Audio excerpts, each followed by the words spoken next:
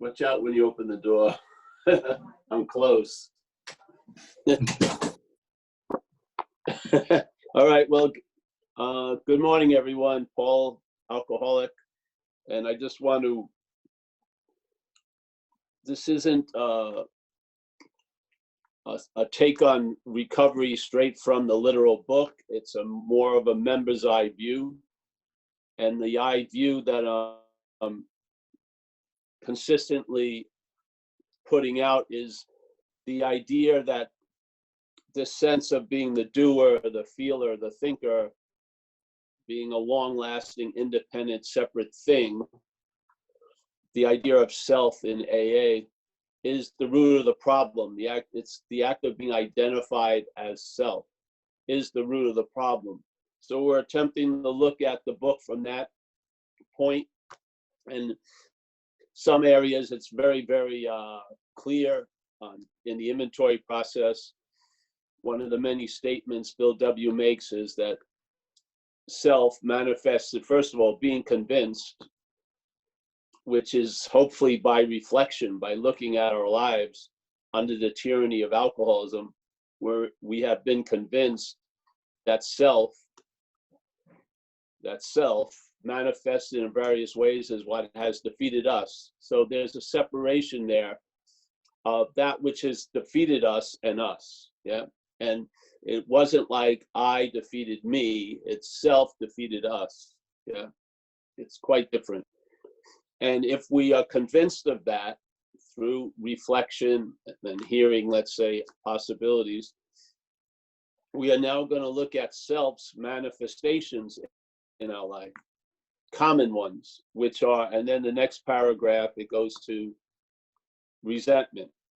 So if you follow the logic, resentment is a manifestation of self in one's life. It's not our manifestation. It's a manifestation that's coming through us from another source. So basically, I see it more like as a parasitical movement, and that parasite has convinced the host that it's the host, and it's basically living through the host. And all of its manifestations and its expressions are camouflaged by the host being identified with the parasite. So we can't seem to see what's the parasite and what's ours. And so in that confusion, we're easy prey, and then that parasite uses us for expression, really. And some of the common ones that we will observe and try to maybe deny and avoid in our lives are resentment, fear, harming other people in the pursuit of what we want. So we look at our sexual behavior. And so the working steps are sort of having an inventory on this idea of self and being able to recognize its manifestations and its agenda, really, and it's what it takes to be important and what it doesn't take to be important. And one of those things is us. It doesn't take us to be important. And by doing an inventory, we see the patterns of it, and we share that with our higher power and someone else.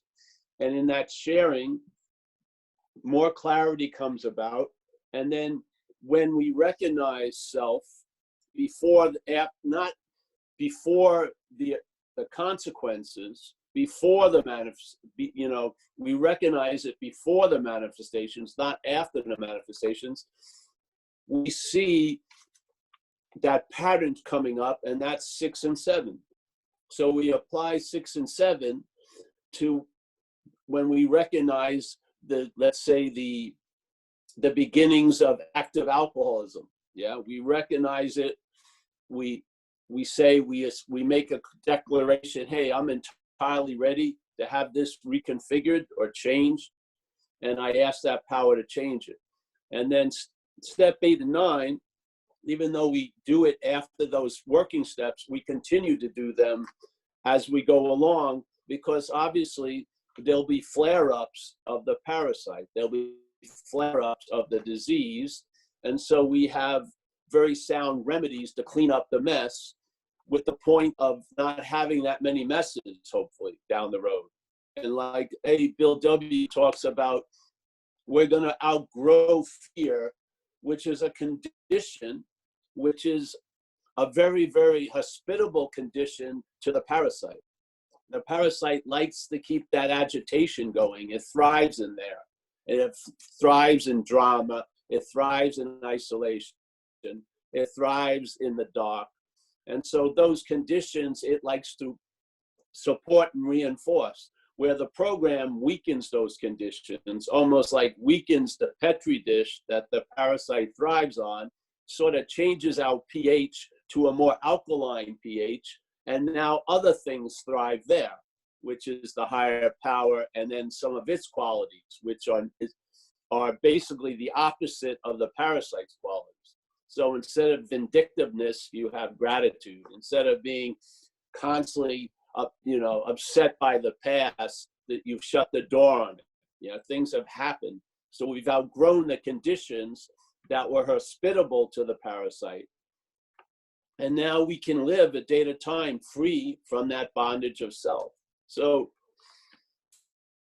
on page 68 in the fear inventory, I think it's 68, he talks about getting to this point, and we ask ourselves why we had all these fears. He says we asked ourselves why we had them, these fears. And really, if you look at it, the fears have us, yeah? The self-centeredness always puts us in front of a lot of shit that we're behind. So really, when there's an active fear, it's like it has us more than we're having it. Because if we were having it, it implies that we should have some power over it. And it doesn't seem like we have any power over it. So the fear has us. And he goes, ask ourselves why we had them. Wasn't it because self-reliance has failed us? I mean, that's the diagnosis. It's once again brought it back to the exact nature of the wrong. And the exact nature of what you would call the wrong that's allowing fear to thrive is reliance on self. And why is that so hospitable to fear? Because it's a failed system. Yeah, it doesn't work. Now, if you don't believe that, what real working system? Like we always use the example of having a furniture store, and we advertise couches. And when we sell the couch, it looks exactly like the advertisement. When we deliver it on time in the pristine condition that they saw it in. And basically, we don't need to have any excuses because we're delivering the goods. We don't need to rationalize why we didn't deliver the goods because we're delivering the goods. We don't need to blame another fucking, truck company because the goods weren't delivered because we're delivering the goods. So a workable system wouldn't need to have so much excuse, rationale, and blame because those are cover-ups for the failedness of the system, basically. There's excuses being made by the system to cover up its own failings. But of course, I think everyone in one of these squares right now, we've had enough evidence. We don't need to acquire any more indications that which we were relying on or really relying as is a failed system. Look at what happened to us all. Yeah. Look at the need to get out of something all day. Look at it. It's just obvious. How far it went indicates the severity of the reliance. Yeah. To the point that we became we never become identified. There's a belief we're already identified as self. See, that's the beauty of the solution. The solution is truly before the problem. It truly is. In a way, what your real condition is of spirit. Yeah?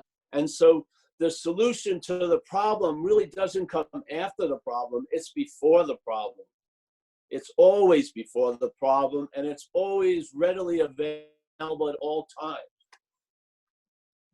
That's the beautiful aspect of what we're relying on. It's reliable.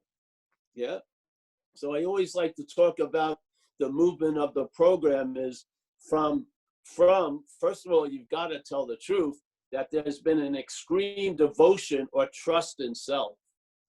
And that trust in self is what allowed all these manifestations to flourish. And we're going to move from that trusting in self to trusting something infinite. Yeah. And how is that going to look? You're going to lose interest in the thoughts. You are. Those thoughts that proclaim you're a fucking loser aren't going to cause a reaction to that proclamation as you outgrow those conditions. You're not going to be framed and identified by the mental fucking image. You're going to be open to finding out other possibilities. You'll actually go to a point where you'll have a new attitude and outlook. Yeah. You won't have to write gratitude. You'll be looking at everything from gratitude. Yeah. This is the progress of recovery. And there's no stopping it. And there's no way we can lose when we're sided with the higher power.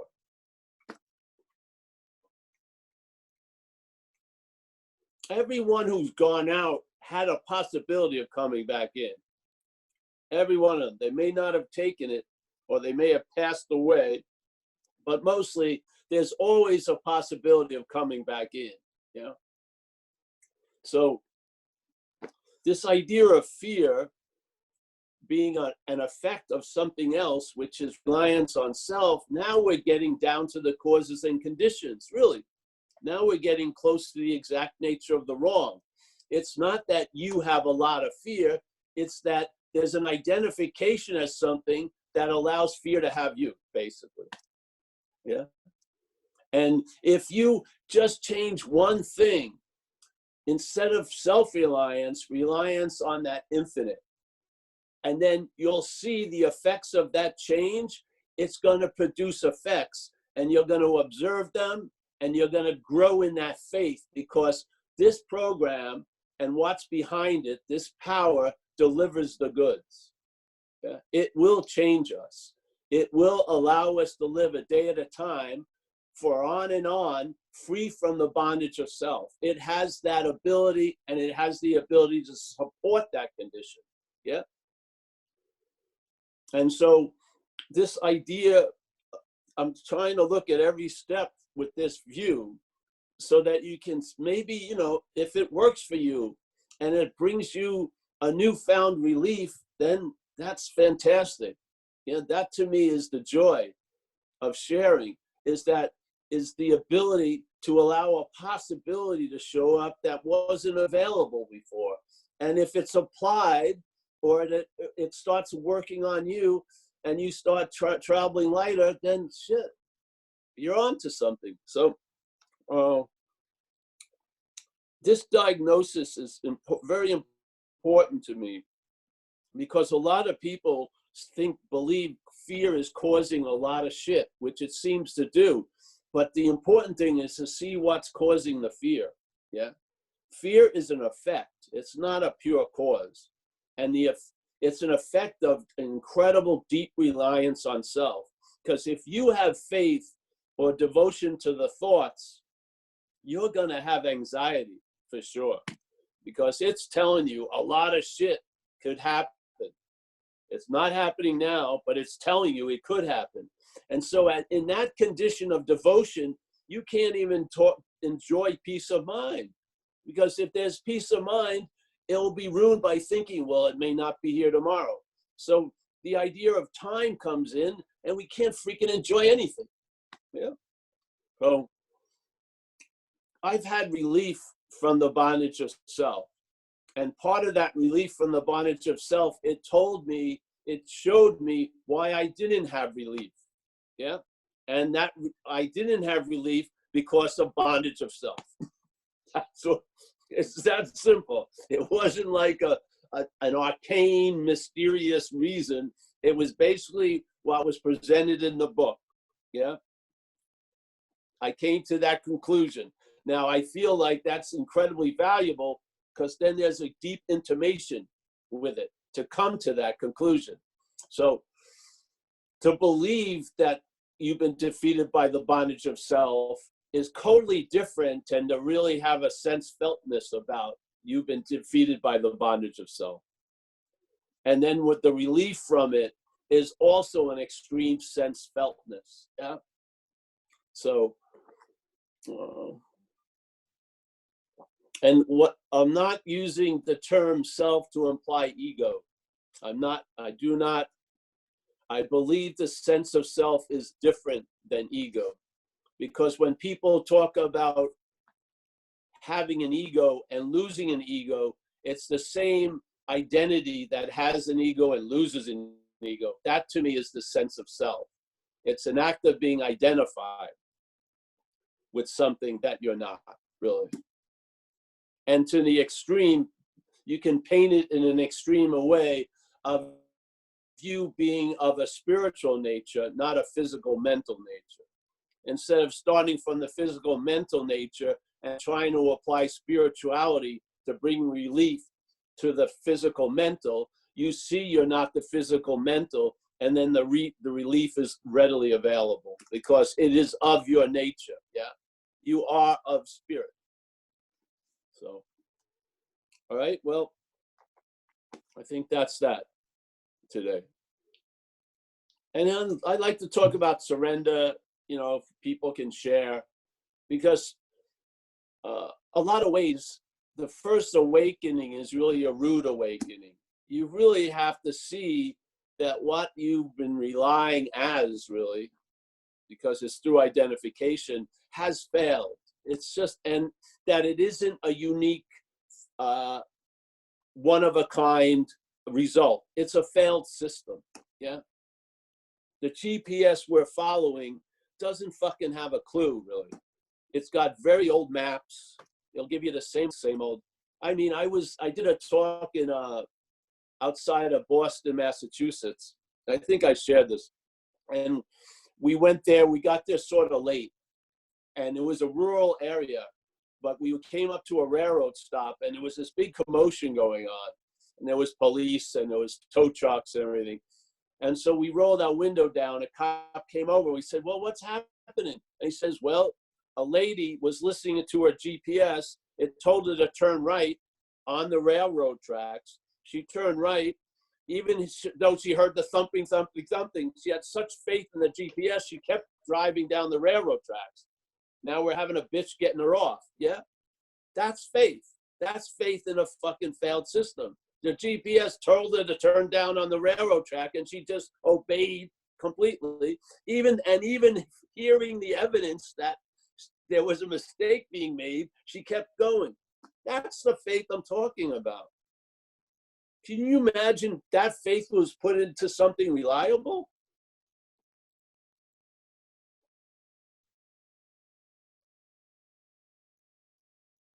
That's what recovery is doing for us. We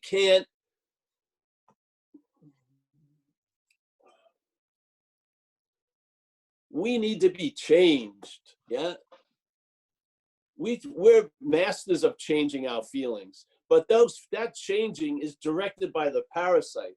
We need to be changed and have that change directed by a higher power. So then that change is growth.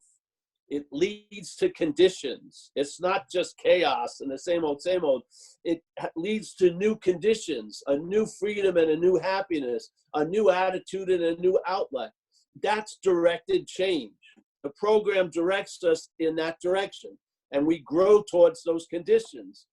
And then we read about them, and when we read about them, we have an intimacy because it's happened with us. We've been transformed, just like they were in 1935. We've been transformed from the same tyranny, the same fucking tyranny. That's why the freedom looks similar, because it's freedom from the same thing.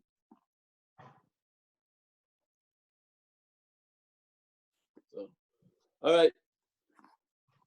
Okay, awesome. Thank you very much. Nor's up first, and if nobody comes in after Nor, I want to ask a question. But Nor, mate, you've had your hand up for a while, and you're unmuted. Thank you. Thank you, Paul. Nope. No. Yes. So one of the things I just am getting so clearly in these talks is the higher power has always been there. It's not a problem with the higher power, God, being there. like it was there through my worst addictive moments. It was still there. Of course it was. But the clarification of this concept of the parasite, I'm really liking it. I just really able to hook into that.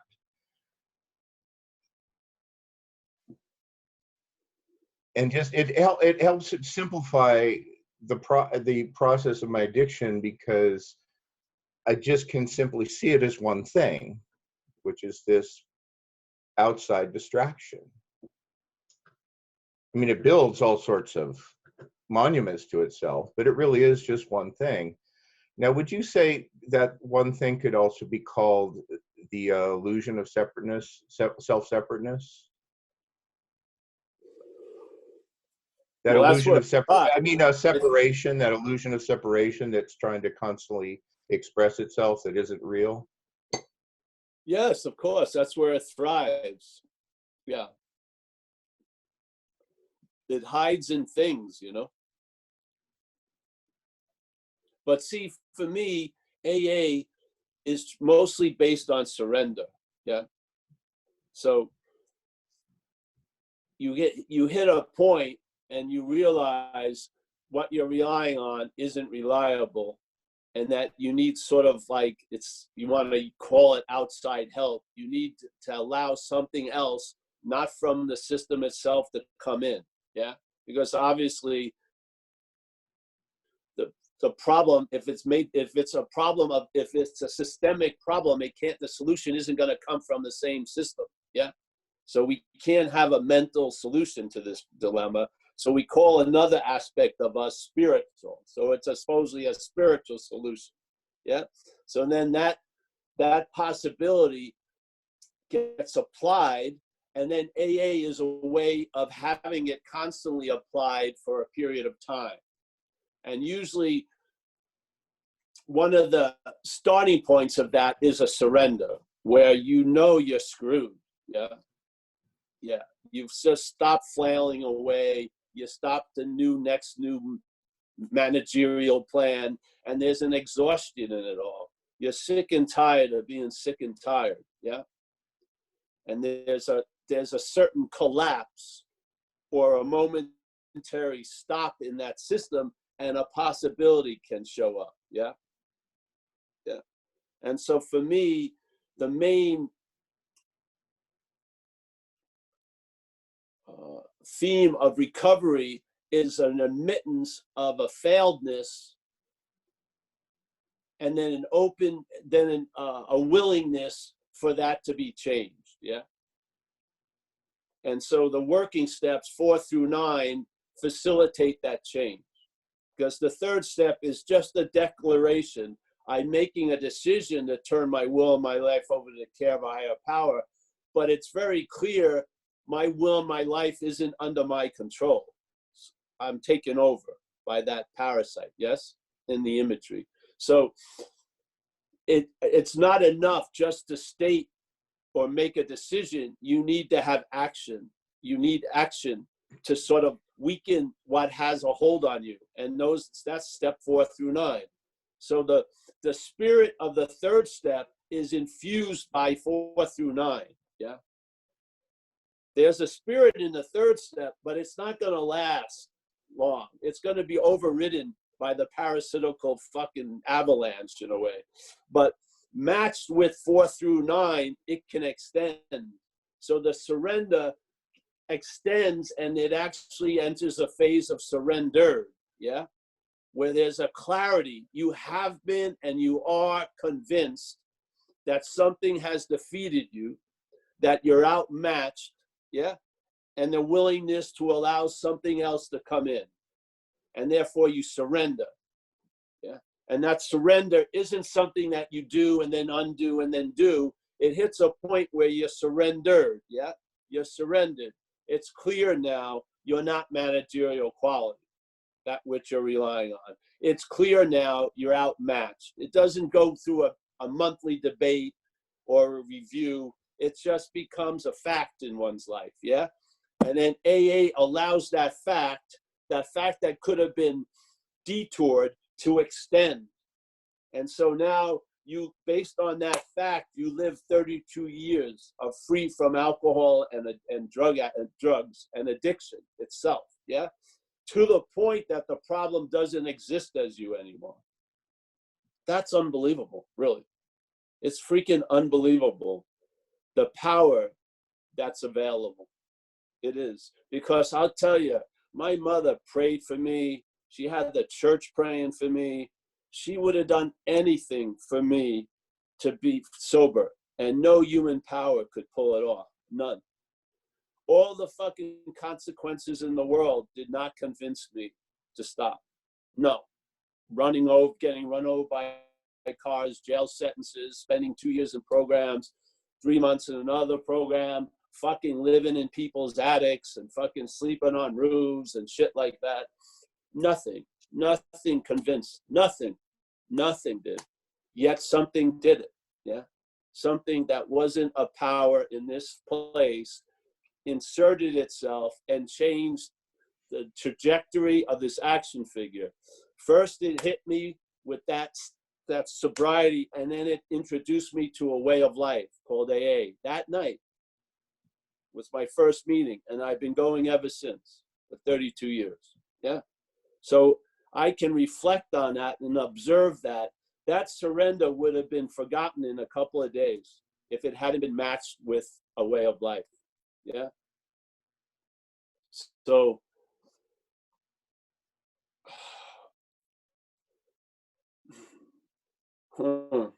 you don't even need to get to the exact nature of the wrong. That's an incredible opportunity, really, after the beginning, which is usually based on surrender, yeah? Because you can't get to the exact nature of the wrong at that point. You can't. You can't see past your nose, yeah? You really can't. So the vehicle for us is surrender, at least in the beginning of the journey, has to be. Then when sobriety gets established, then we can get down to the exact nature of the wrong, yeah? Then we maybe can see that there's an identification as something that I'm not. That's furthering itself in sobriety, just like it did when it was before sobriety. The same dilemma is the underlying cause of all the anxiety. It wasn't drinking and using, yeah?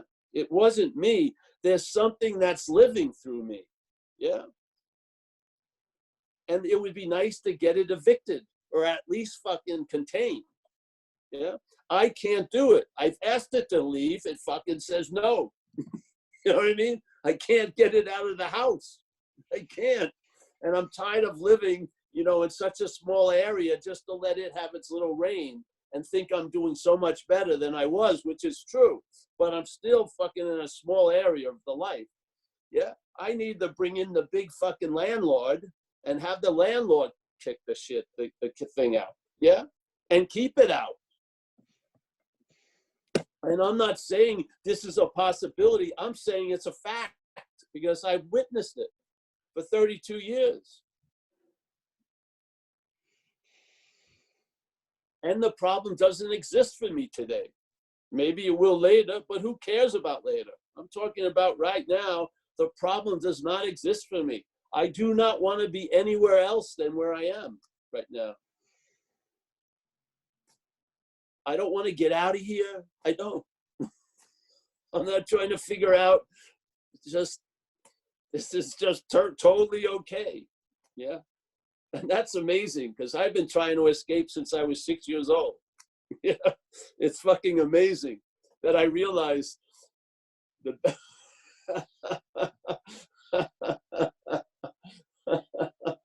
I don't want to go into that thing, but yeah, it's just amazing that I'm here.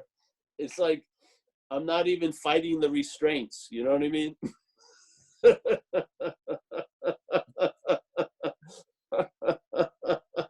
I've surrendered. So I'm assuming most of us have been under this influence. So maybe we have the time and the freedom from active alcoholism to look at the exact nature of the wrong. And that's what we're attempting to share at these meetings.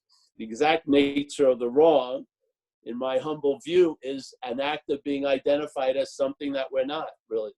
Yeah. Yeah. So, but am I going to talk to a newcomer like this? No, I'm going to tell them, get to a meeting. Yes. Get a commitment. You know what I mean? Yeah. Yeah. That's what you're going to tell them. That's the appropriate message then. Yeah. Yeah.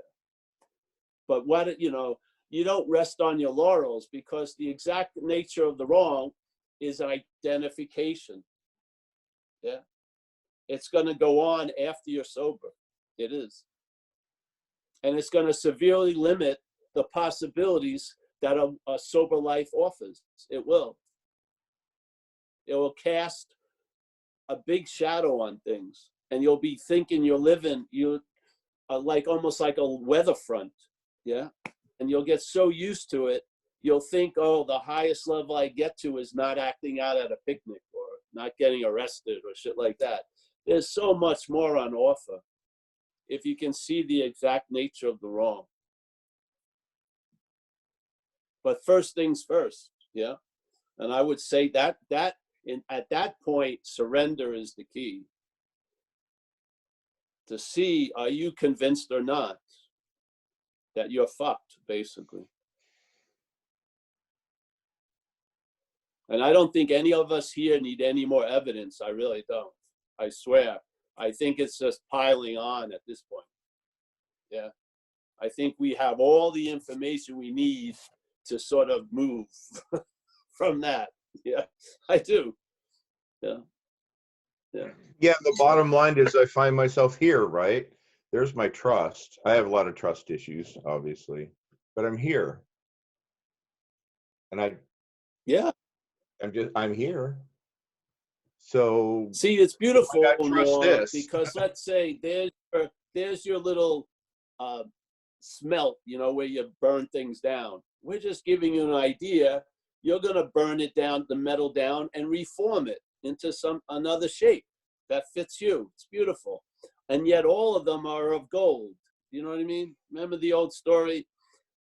There's gold this, there's gold that, but the essence is gold. So we share a possibility, and then in your own little kiln, it will be made and shaped in a way that will be intimate as you. It's beautiful, but it all comes from gold. Yeah, it's all the same gold. Freedom from the bondage of self. And yet all of us, when you hear it, you'll make it for yourself. It's beautiful. You'll turn it and put an emphasis on it that I'm not putting on it. And I learn from that. I go, wow, that's a cool way of looking at it. Yeah, that's the beauty of us.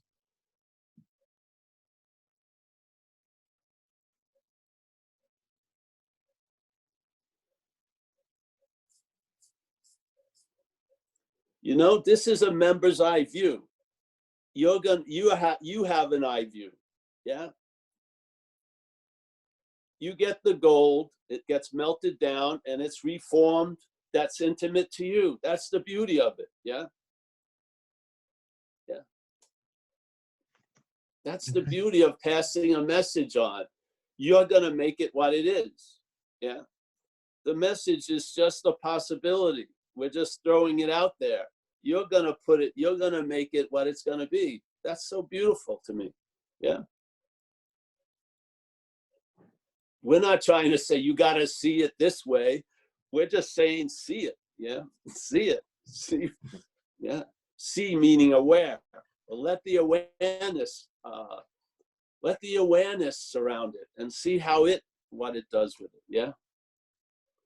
For me, have just brought about a possibility of freedom, a real freedom that I had no idea was available. I thought freedom was going to be for Paul. I did. I thought Paul was going to have the freedom.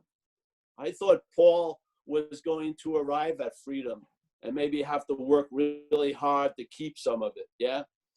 But it's really from Paul. It's not of Paul. And I think the program describes it a lot. When the effects start to show, you lose interest in self. That's basically the migration of the alcoholic to the perhaps there's a better way. the migration is always, the underlying theme is a loss of interest in self, really. That's it.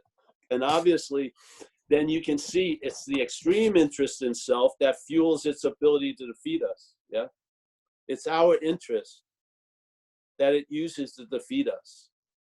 It's trippy, yeah? So when that interest and attention is withdrawn, its ability to defeat us is severely weakened because it doesn't have any, it's a lent ability, yeah? Under the illusion we're lending it ability, yeah? And that ability can be taken back and put to better use under the direction of another power, really, yeah? So. Okay. Yeah. Great. Thanks, Noor. Next, we've got Marina. I thought you wanted to ask something, Dave. I'll let these guys go first. It's not important. I'll ask later. Go for it, Marina. You're on. Hi, Paul. I've just started listening to you yesterday, actually. What's your perspective on trauma and panic attacks? How do you view it from your vantage point?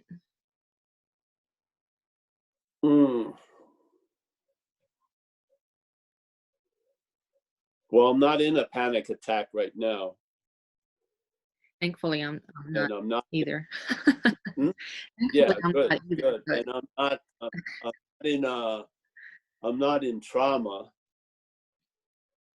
So my point of view now,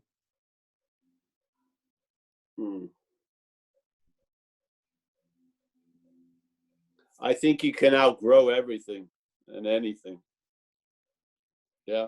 So it's possible to stand aside from it. Most definitely. I had a period of time that I was sort of in a daily panic attack for about 9 months, literally. Mm.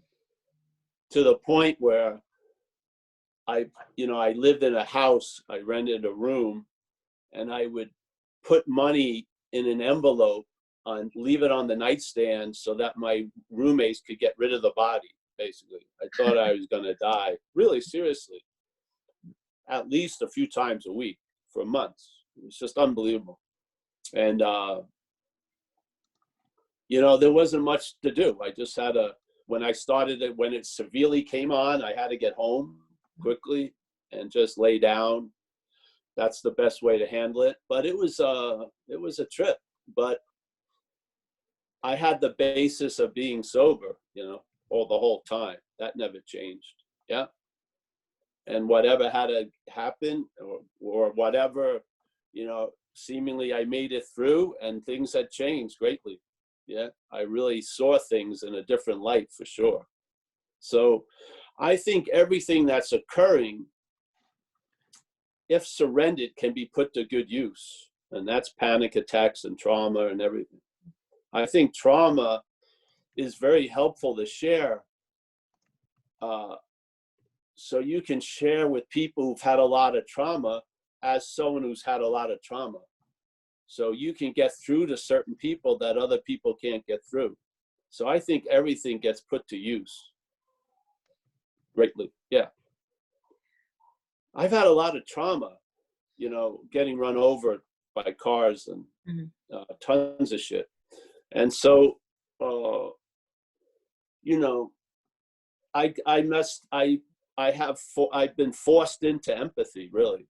I mean, I've seen suffering from being the one who's suffering. And so that's been put to great use over the years of the people I've worked with. Yeah. So but I don't believe trauma has to define you. No.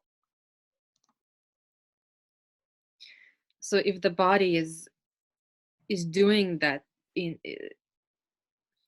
like I can't even recognize any thoughts or beliefs about it. It's just the body does its thing. There's like you were talking about surrender, and so how do I know the difference between a fear based on some unseen belief, or an actual fear based on some kind of physical problem? Well,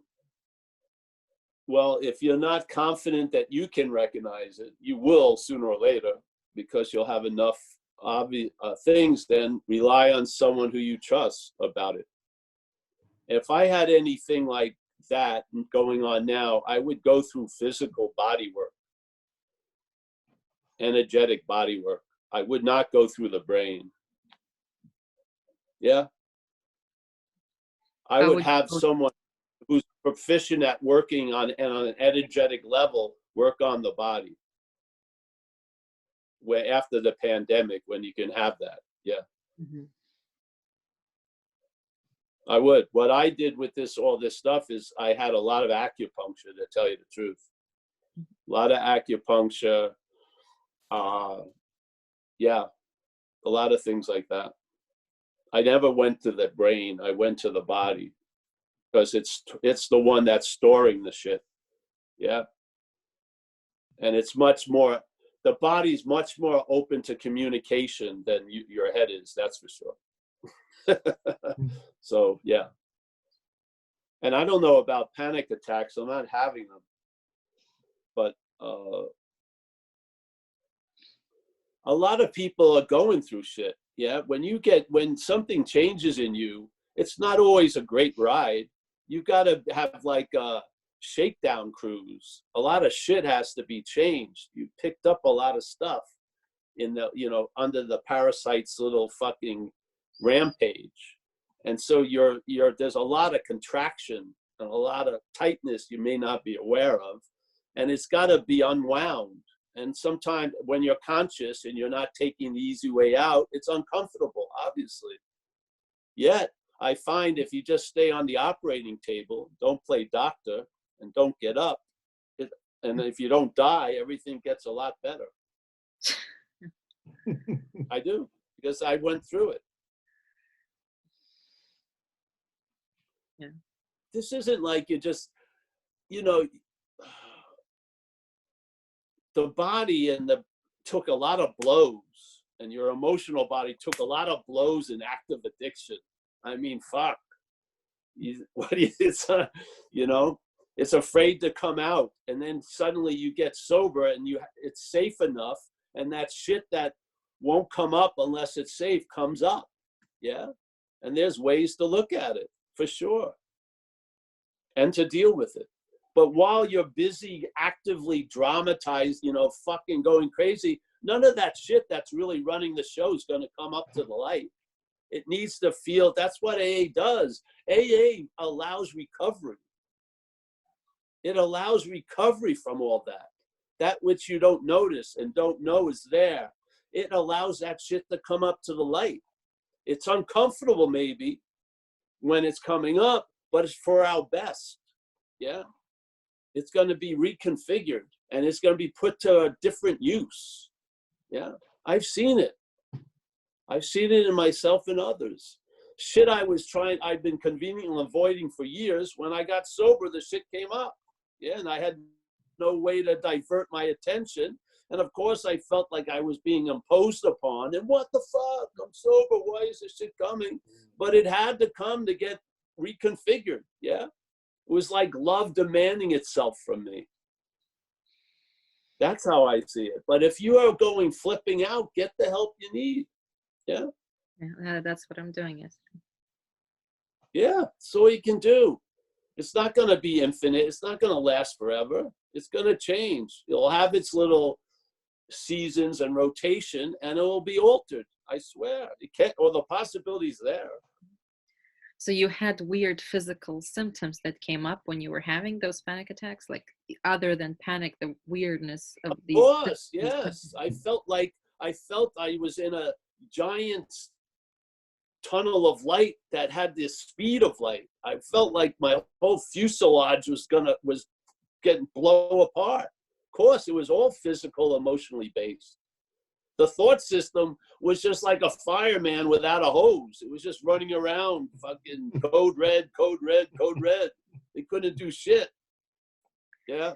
Yeah. Yeah. But I did, you know, first I went to the hospital. They did all these tests. They said, finally, they said, hey, your brain's fucked. It's sending messages to the heart muscle to beat when it's not meant to beat. The muscle's perfectly okay. It's from your brain. Bye-bye. There's nothing we can do. And then I realized, I shared it to one of my friends who's an acupuncturist, and he says, oh, you're having a certain kind of event. I said, well, maybe he knows. I went there. When he did acupuncture, I got relief. So I figured he was right by his diagnosis. So then I just continued that methodology. I took herbs that they give to Tibetan monks who meditate for too long. I took herbs every night just to try to freaking calm the whole situation down. And it got better over time. And then it's just sort of like it just sort of integrated with the rest of the water or the stream of living after 9 months. Yeah, it all just kept growing where I can't see any difference anymore. Yeah. So I'm a survivor. Yeah. And I didn't have one panic attack. I mean, I was in one for 9 months, basically. 3 months, very extreme. 3 months, a little drop down, but faking like it was going to go back to the first 3 months. And then 3 months later, faking it's going to go back to the last 3 months. You know what I mean? And then suddenly it just sort of started panning out. So people would call me about all this shit. I said, listen, just don't act out and don't die, and everything's going to get great. So Did that in happen my case, before? acting out would have been getting loaded. Yeah. So don't get loaded, don't die, everything's going to get great. You're just being rearranged, and that's been my experience. I was rearranged. There was a necessary rearranging that was going to be uncomfortable for the patient, but I knew I was in good hands. That's the whole point. So that's my question. Did that happen before or after your realization? Did you know the whole time that you were not that? Yes, but the thing is, that which I'm not didn't know that. That which I'm not didn't know that. That's the dilemma. There was a knowing of it, but the head that's yapping didn't know it. It was fucking thinking it was the end time. There's no way I'm going to give my roommates money unless I think I'm not going to be there. You don't arrive at that point of putting money in an envelope and putting it on your nightstand because you had a bad day. You're really seriously recognizing you're probably going to pass away. That's where the head went. Thank God I'm not the head. Yeah. Okay.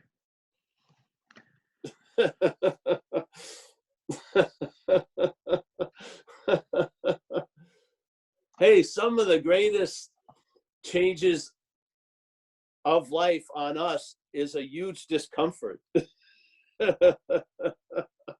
We don't like change. We want to stay small. It seems to be safe. Yeah. Okay. Something has a bigger plan for you, maybe. Yeah. It's not going to allow you to play small. It isn't. Yeah. You should be, I mean, to me, you can see everything that ever happened here in that light. You can see everything that ever happened has been put to great use by the higher power. Everything, every freaking thing. Yeah. It's faith. You know you're in good hands because you've been under those hands for years. Yeah. There's no leap of faith. I have faith because it's worthy of faith. I've been taken care of despite me. Yeah. So yeah, get the help you need. Get the help you need. This isn't what this does is allows you to travel lighter through whatever you're traveling through. If you're traveling through panic attacks, it'll help you travel lighter through that. Maybe it's not gonna take away the panic attacks. Maybe they have a point. If you're having trauma, it's gonna allow you to travel lighter through it. Yeah. This isn't about your whole life changes completely, everything gets great.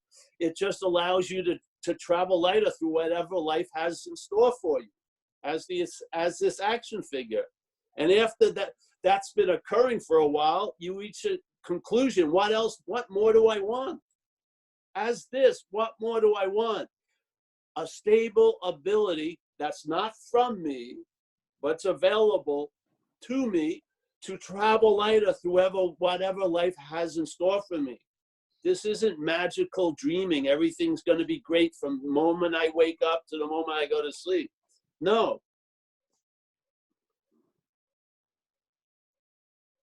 But I have observed there's been a traveling lighter, and and the basis of that traveling lighter is seeing what I'm not. Yeah, I'm not that which is being presented as me by the mental fucking activity. That's all. I'm not saying what I am. I'm just saying what I'm not. Yeah. And I'm not the panic attack. Of course you're not the panic attack, or you'd be panic attacking right now. I just needed to say that. Yeah, You. yeah, yeah.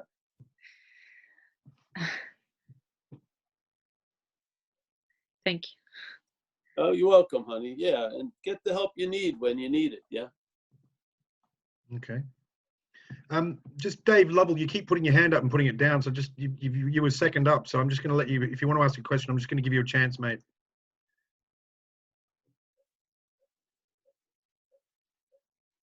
There you go. Yeah, no. It's really just like to thank you, like for the other night, because I was talking to you the other night on the Tuesday about the bondage of self. You know, I sort of had a bit of, you know, and I wasn't like crystal clear.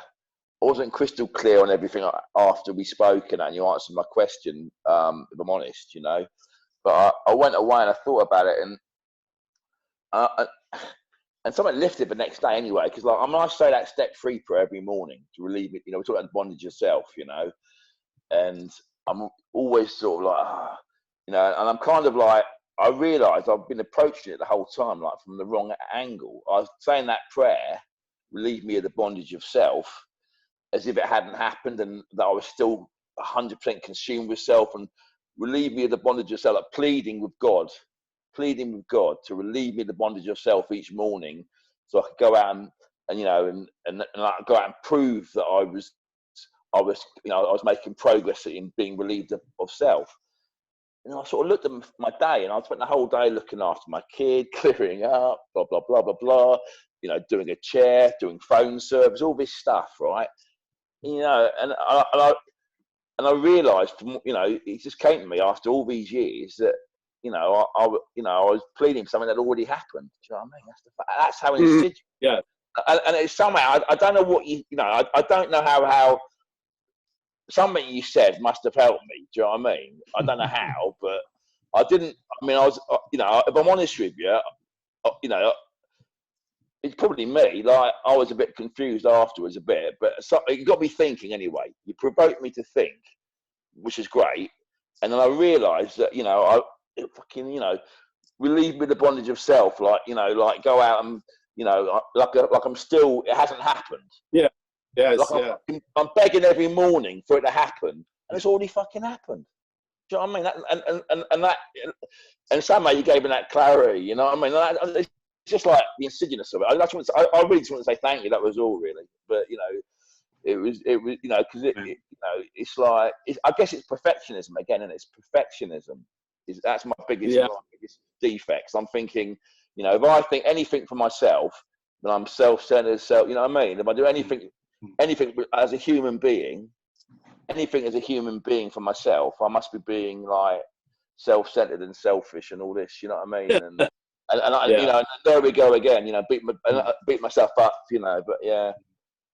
Brilliant. I thought I'd share that with you. Thanks. Cheers, Dave. That's a great share, because that's the whole thing. We're hoping to have a present condition in the future.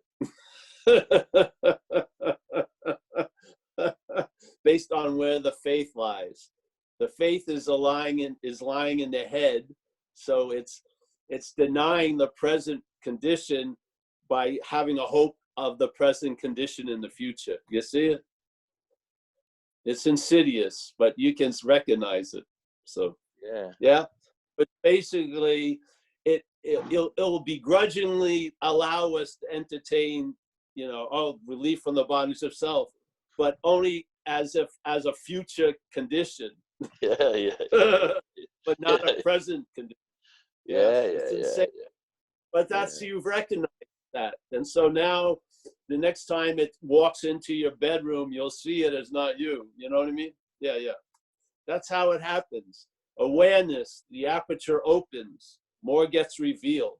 Yeah. It isn't like there's more, it's not like more it comes up, it's more's revealed. The more's there already. We're just not seeing it. Then the aperture opens and you see more. It's not like it shows up, it's there, but it's not being seen. Yeah. So it has these little maneuvers, and you just demonstrated one of the great ones. It's trying to pray and hope for a present state condition to occur in the future by denying the present state condition. Little devil. Fucking evil. It is so evil. Just had your share was a perfect diagnosis of what I'm talking about, the selfing. Yeah. Yeah. Bless you, man. And that was brought about by seeing, by awareness. Yes. That's not of the parasite. Awareness is not of the parasite. That's of us. We are of awareness. Yeah. The parasite is a mental construct. That's all it is. It's a mental fucking construct. It has no awareness whatsoever. Yeah. It has a certain sentience, a very low level. And its only agenda is to live off of us, basically. Yeah. And so when the dividing line between you and it gets clearer, it weakens it. Yeah. Because it is living off of you. You're not living off of it. It's living off of you. You're the source of light. Yeah. It doesn't bring any light to anything. The light it brings to things is ours, our light. Yeah. This is why when you lose interest in it, its influence over you dies or weakens, because it's your interest that's beating you up, really. Yeah. It's sort of like that movie Fight Club, when the guy sees the videos and he was punching himself the whole time. He was imagining it was another person, Brad Pitt, kicking his ass. Then he watches the videos and it's him kicking his ass. Yeah. So there you go. Thanks, bro. Thank you. Cheers, Dave. Right, Christian, you're unmuted. Great. Hey, Paulie, it's Christian, Minneapolis. Christian, what's happening? I would like you to just touch on, we talk about causes and conditions in the book, and you've always been very eloquent about how fear creates a lot of resentments. And then there's sort of going on to, so there's that effect. And then faith creates gratitude. And I don't know, I've always gotten a lot out of that share when you've done it. And I think it'd be good for the crew if you have time enough to do it. So that's it from me. Hope you be well. Thanks. All right, bro. Good to see you. Well, faith, I see faith as a force we all are. Yeah, faith. And faith is what makes things seem to be so. So if you look at the amount of anxiety that can be produced by the mental state, it's based on faith. There has to be a faith in the thoughts the mental state's presenting, yeah, to produce an effect. So it's that false evidence appearing real. The faith that the false evidence is truly real is what gives it such an impact. Yeah. So that faith in the failed system produces anxiety. And then our attention is sent out into what's not happening every day. Yeah. And now suddenly what's not happening, like next week, can ruin my day today. That's based on faith, really. Next week has no power. There is no day next week. It's the faith in something that gives it power. Yeah. So again, once again, the movement of recovery is moving from trusting or having faith in finite self to trusting or having faith in the infinite. That's it. That's the move. And so we outgrow fear because of the shift in faith, basically. Fear is just a perverted faith. Yeah. If you see it, fear is a perverted faith. You have faith in false evidence, and then that false evidence can have an impact. Not by the evidence because it's false, but by the faith in it. So fear is like inverted faith, so to speak. Yeah. And when people say they have no faith, there's faith in that. There's a faith that you have no faith. Faith is involved in everything, like it says on page 53. We shared it the other day on We Agnostics. I think it's one of the more unheralded parts of the book, but I'll read it now. He's obviously been going for pages in this chapter of trying to make it okay for agnostics to come into recovery. But he goes, without knowing it, had we not been brought, this is the bottom of page 53, without knowing it, this is the key, without knowing it. So we're out to lunch, yeah? There's things that are going on that are producing effects that we're not aware of. So we're not even close to the causes and conditions. We're in the arena of consequences, yeah? We're in the hallway of shit and fans. We're just trying to figure out how we can make it through the day without getting too fucked up, whatever, yeah? So he goes, without knowing it, had we not been brought to where? So the whole point of these shares is to bring a knowing of it. That's all. Without knowing it, we've been taken over by a parasite. Now you know. Yeah. This is the point of sharing. We're trying to change that first statement that sets off the rest of the descriptions here without knowing it.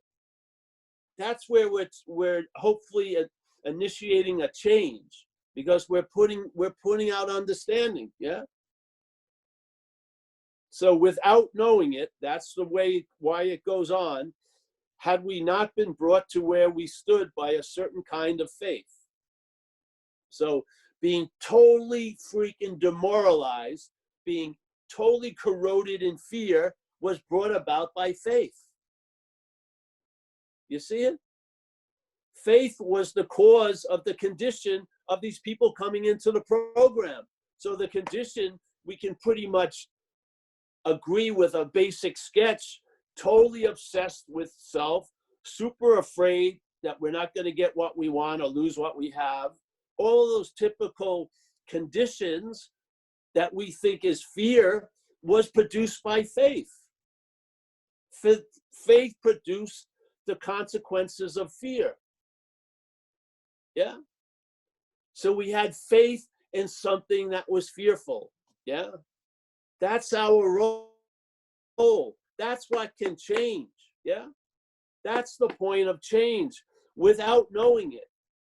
Maybe knowing it, you'd recognize it, and there would be a surrender, and you'd do 6 and 7, and you'd bring that power into the situation instead of relying on yourself, which is what it says. Without knowing it, had we not been brought to where we stood by a certain kind of faith. A faith in what? A faith in the thought system. He calls it faith in reason or shit, but it's the thought system. It's thinking we know best. Yeah.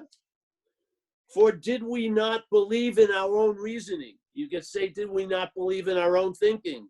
Obviously, yes, we did. Complete faith in it. That's why we're in this condition.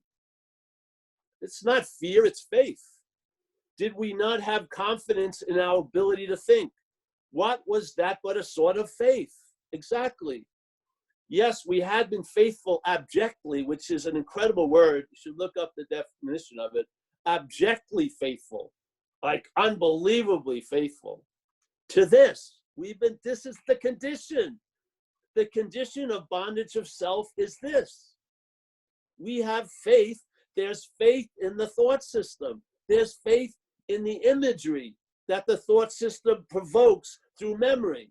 There's faith that in our perceptions, the only thing that's real is what we can see and touch and feel. Spirit is not real. I can't see it and touch and feel it. But what's solid is real, is material. I can feel it. That's rooted in faith and perception. Yeah? Yet we have been faithful, abjectly faithful to the God of reason. That's the thing. That which is playing God. That's it. That's the disease. The disease is playing God. Yeah? And it says we have to quit playing God. Yet, if that which is playing God tries to quit playing God, that's playing God ad infinitum. You can't get out of it through it. You have to have a solution from some other type of system other than that. Yeah? Yet we have been faithful, abjectly faithful to the God of reason. So in one way or another, meaning always, we discovered that faith had been involved all the time. This isn't a program of getting out of fear. It's a program of having faith shifted to something infinite. The faith in the finite is the petri dish of fear.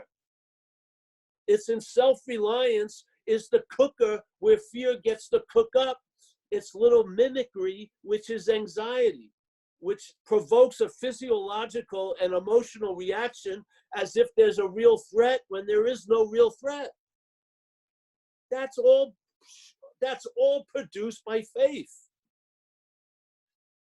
We're in a process that's moving that faith, not from the thought system to the infinite, which is before thought. So we get centered before thought, not centered in thought. And our faith can now be directed from what's before thought, then by thought. Yeah? That's the freedom. So seeing fear as a cause is a mistake. Seeing faith in that which provokes fear, that's a fucking, now you're seeing the exact nature of the activity.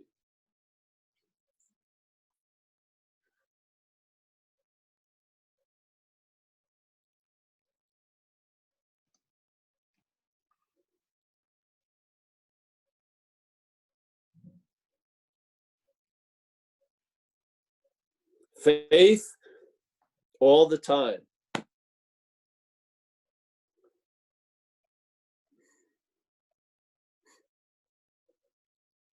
Look at what happened when you came in.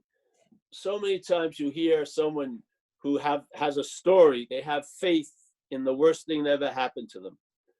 It's galvanized now, it's taken a solid form. The mental state worships at its altar. It has faith. That was the worst thing that ever happened to me. And then you're in the program, it changes you to the point where you see it as the best thing that ever happened to you. That's an amazing shift right there. To be able to see the worst thing that ever happened to you, that the head has a huge investment in being the worst thing, and to have a turnaround where you see it as the best thing because it led you to becoming sober is amazing to me. And it demonstrates exactly what we're sharing. Yeah? The faith has been moved, and therefore you see things differently.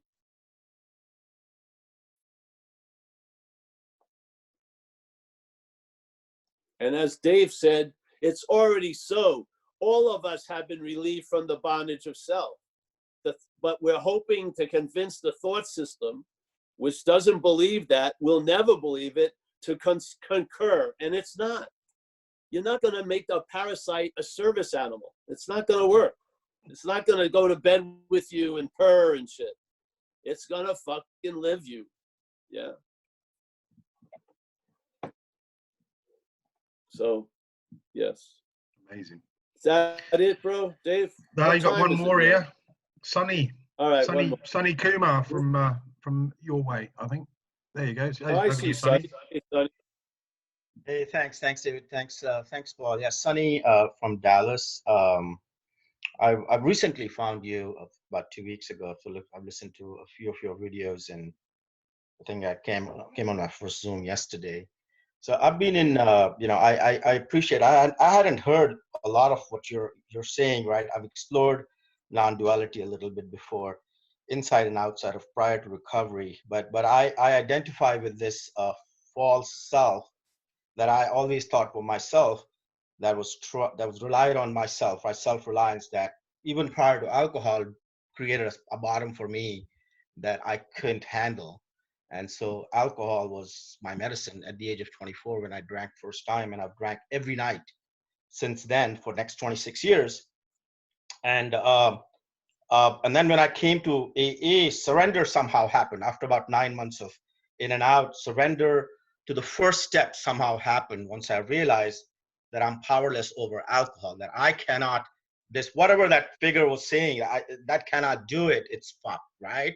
And that there's got to be a solution outside of this thought mechanism, or whatever this mechanism was. And I had something similar that happened in the second time I did the steps about 2 years later, still sober. In my fourth and fifth, it was a long inventory, but it was a prayerful exercise based on my sponsor said, don't make it a thoughtful exercise. It's got to be a prayerful exercise. Each column, we would do a prayer before we did each time a session. And there was a sort of an awakening that happened during that to see, oh shit, I had a first step experience related to self in that fourth and fifth, is that, oh shit, the self is powerless. The self is screwed, that I can't rely on the self. I got to rely on something else for freedom from the bondage of self, right? Rather than the freedom from the bondage of alcohol, which had happened 2 years prior to that. My question is, and a lot of these terms you're saying, oh, the other thing that really happened about 2-3 weeks ago when I started listening to your recordings is you mentioned Ramana Maharshi's, the presupposing. The presupposing is who's hearing the message. I'd always thought I got to get rid of myself, my self-reliance, my selfishness, but it was the parasite, right, so to speak, the make-believe self that was hearing the message. So it was a watershed for me when I heard you say that's the wrong thing to hear the message, because that's never going to work. Self trying to get out of self, and that there's a presupposition. So that really is helping me in the past 2 weeks. My questions are, who is the parasite? Is the parasite, as you say it, is it the alcohol? Is parasite the self, the wrong self? Or is parasite the alcoholism? And if parasite is alcoholism, does it affect all human beings or only the 10% of us who are alcoholics? And then a second part of that is, who is doing the steps? When Sunny surrendered, who surrendered? Did the parasite surrender? Who is sponsoring people? Who is doing all the step work continuously? And if I have realized the true self, can I drop AA? There's a lot of questions there.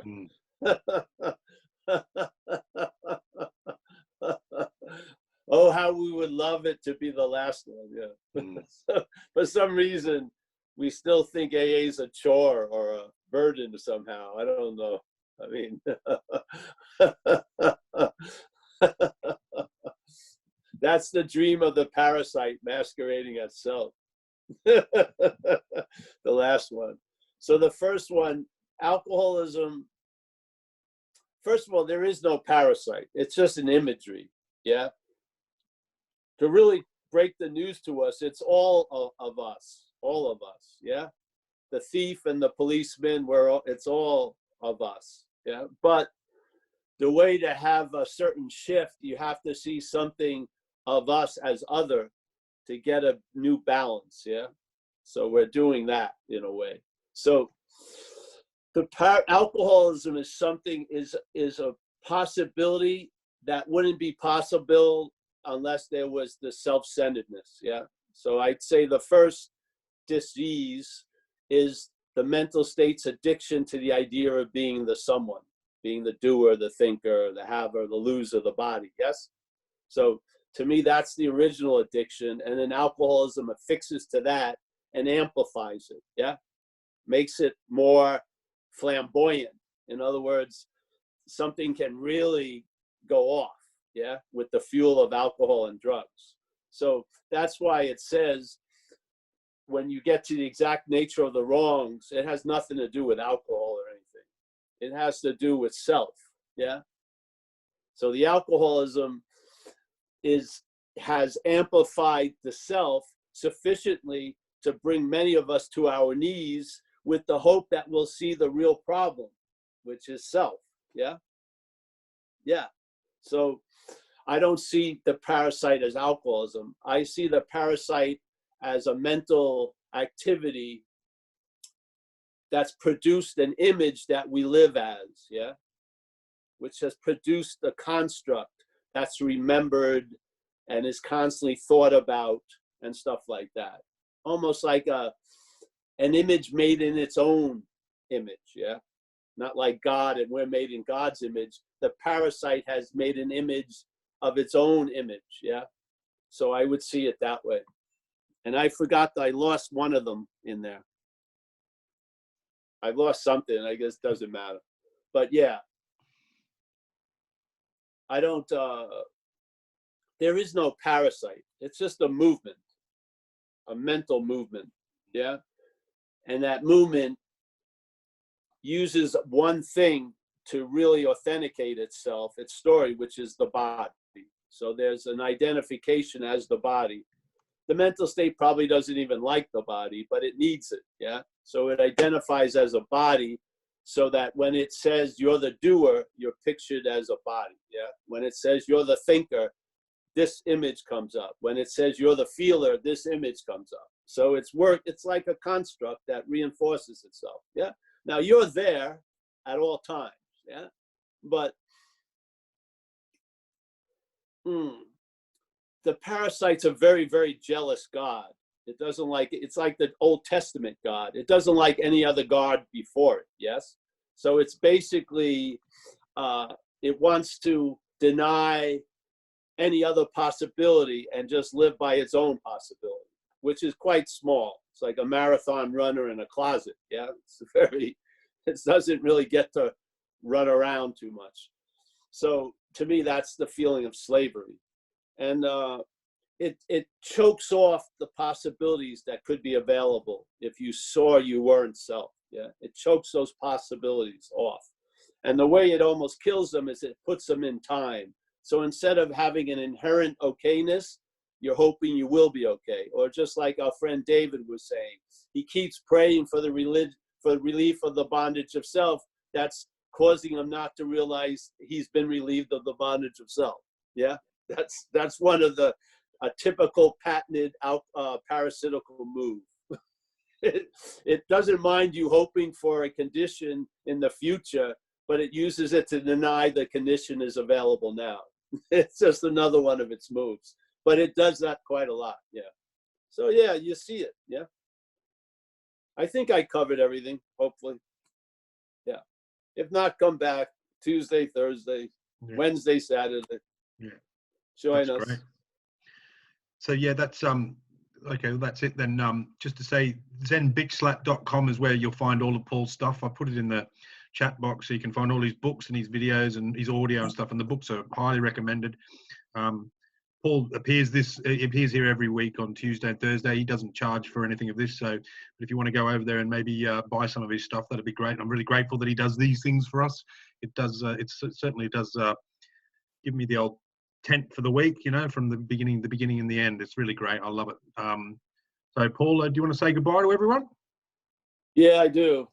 Yep. I want to say thank you, Sonny, Chris, Dave. I don't know some of these names. Chad, Making Alcoholics Anonymous, whatever, something.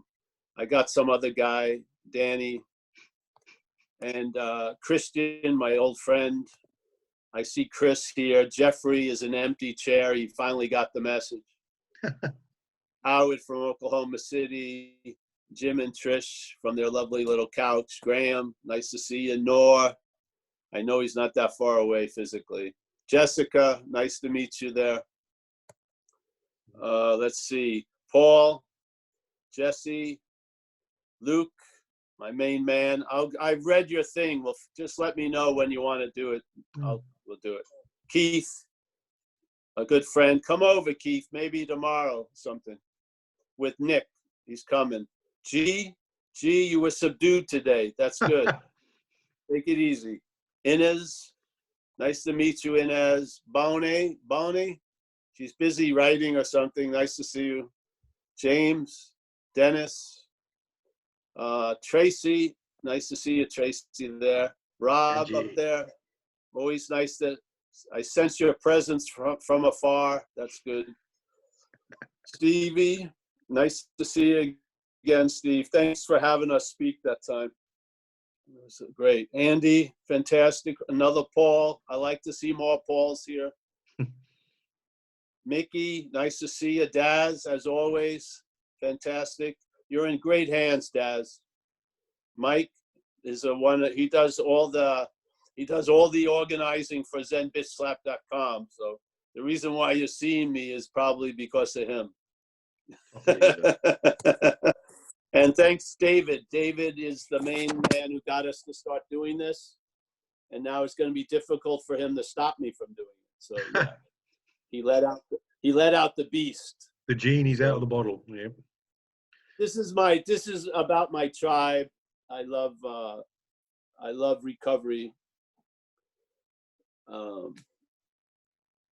Yeah, I think I've done recovery almost more than anything else other than shitting and breathing and eating and stuff.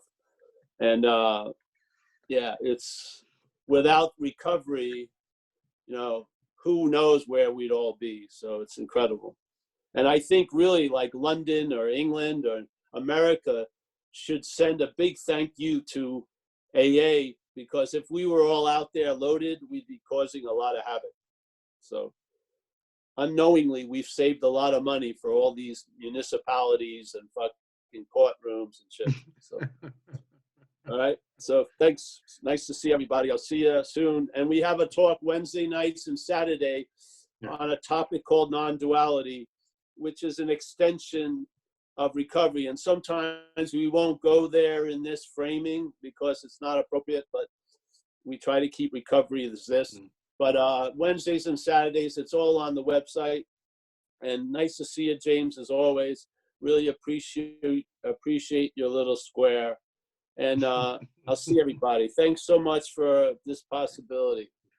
Fantastic. We're going to hang around for a little bit. If you want to stay around for 10, 15 minutes, a bit of fellowship. See you, Dan. Yeah, see you later. So if you guys want to hang around for a bit, go. Take off. Thank you, All right, Paul. mate. Thank you very much. Take it easy. Yes. Right. Another day over, another one done. Brilliant. I'm going to unmute everyone.